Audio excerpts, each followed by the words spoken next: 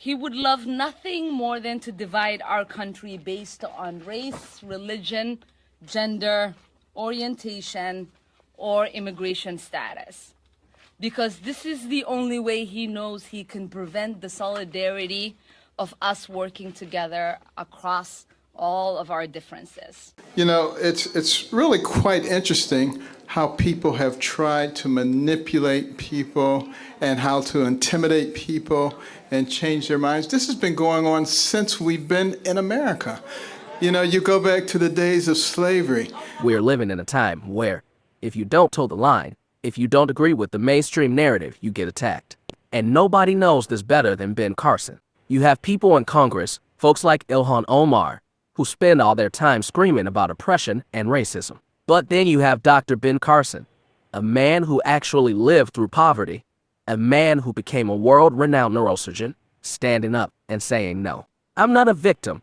That drives them crazy. It drives the left crazy. They cannot handle a free-thinking black conservative because it breaks their entire worldview. They want you to believe that if you're a minority, you have to vote a certain way. You have to think a certain way. Dr. Carson completely dismantles that idea in about 2 minutes. He talks about the house slave versus field slave dynamic. And let me tell you, it applies perfectly to what's happening right now with the Democratic Party. Let's watch the clip, and then I'm going to break down exactly why Ilhan Omar and her crew are so terrified of this message. Thank you very much. And thank you for your courage to be here, because in the society that we live in today, it takes a lot of courage to say that you're supporting President Trump. And, you know, it's really quite interesting how people have tried to manipulate people and how to intimidate people and change their minds. This has been going on since we've been in America. You know, you go back to the days of slavery, you know, and in a lot of the states there were more slaves than there were owners. So what did they do? They had to divide the slaves. So they told the ones in the house, you're better than the ones in the yard. And the ones in the yard, you're better than the ones in the field. And then after slavery was over, the light-skinned ones, you're better than the dark-skinned ones. And on it went, trying to divide people. Today, they say, if you are a conservative, then you are somehow an Uncle Tom, you're a horrible person, you're a demon. What a bunch of crap, you know, but, you know, it's been going on for hundreds of years. And it's really time to put a stop to it. So I am very happy to see that you have the courage to come out. You know, it doesn't bother me anymore because, you know, I only worry about what God thinks. I don't worry about what these other people think. But, you know, sometimes people ask me, what happened to you? You changed. I haven't changed. I changed about 35 years ago because, you see, I grew up in Detroit, a bastion of liberalism. They call it progressivism now. They keep changing the name. But anyway, then from there to Boston, a bastion of liberalism. Back to Detroit, and then to New Haven, Connecticut, a bastion of liberalism, and then to Ann Arbor, Michigan, a bastion of liberalism, and then to Baltimore, Maryland, a bastion of liberalism. So I had no chance. I was a liberal. I was way out there. And then I did something that liberals are never supposed to do. I listened to a conservative. I listened to Ronald Reagan. And I said, you know, he doesn't sound like a horrible racist person. He sounds just like my mother. And at that point, I started thinking for myself. And that made a big difference. It made a big difference in my medical career, too. I didn't do what everybody else did. I always started thinking out of the box. How do you solve this problem? And that's the reason that God gave us these complex brains. Your brain has billions and billions of neurons, hundreds of billions of interconnections. It remembers everything you've ever seen, everything you've ever heard. It can process more than 2 million bits of information in 1 second. Would God give you something like that just so that you can be a sheep and follow what somebody else tells you to do? Or to think for yourself? And you know, don't you find it fascinating that so many people say the president's a racist? He's a horrible racist and everything he does. Well, you know, it seems to me like some years ago, Jesse Jackson actually gave the president an award in New York City because he opened so many opportunities for black people. Is that what a racist does?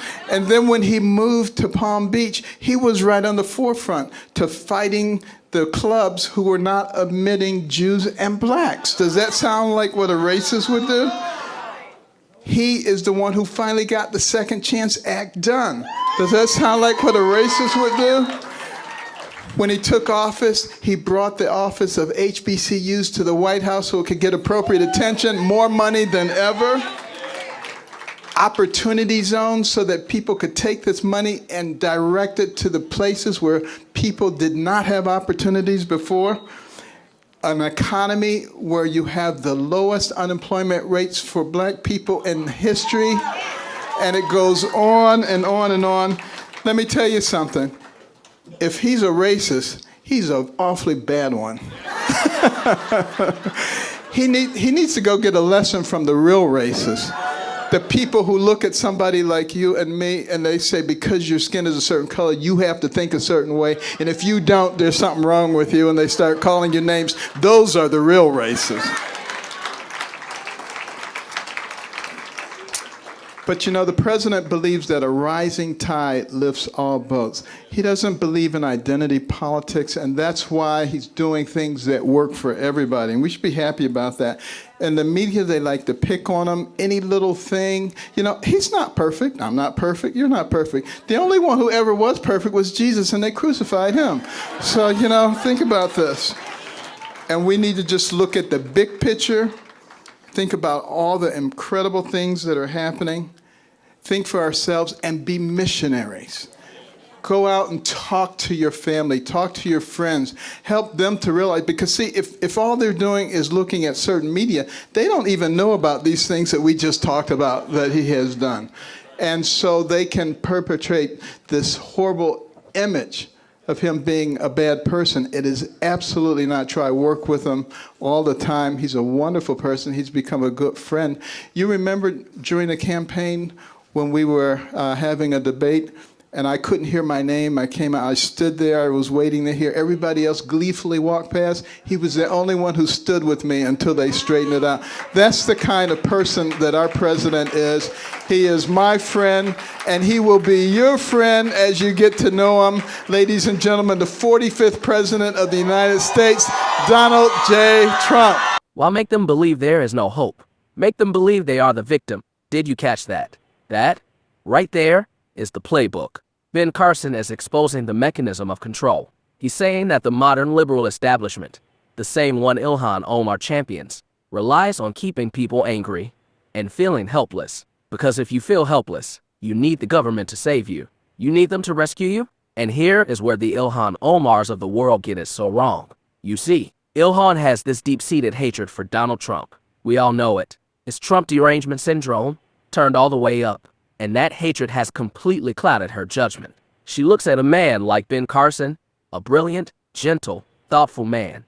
And because he stands next to Trump, she writes him off. She attacks him. Why? Because he scares her. Ben Carson represents the one thing the far left cannot control. A man who looked at his circumstances growing up in Detroit, a bastion of liberalism, as he called it, and realized that the system wasn't working. He realized the government wasn't his daddy. He realized the promises of the left were empty. He said he changed 35 years ago. He woke up.